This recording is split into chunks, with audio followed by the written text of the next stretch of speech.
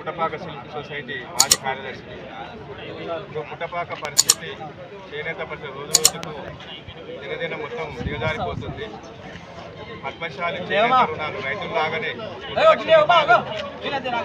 లక్షల రూపాయలు తక్షణమే ఇప్పుడున్న ప్రభుత్వం మాఫీ చేయాలి. మాస్టర్ వాళ్ళ దగ్గర ఉన్న సరుకు కొనాలి.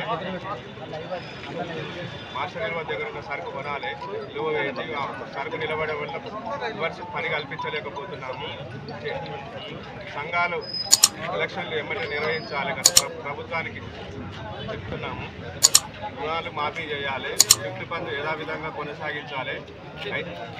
5 లక్షల బీమాని 10 లక్షలు పెంచాలని కోరుతున్నాం.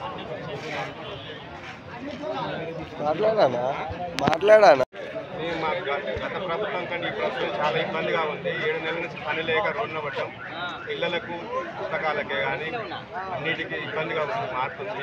కాబట్టి చిన్న ప్రభుత్వం దిగువచ్చి చేత కార్మికులకు పని కల్పించాలని కోరుతున్నాం.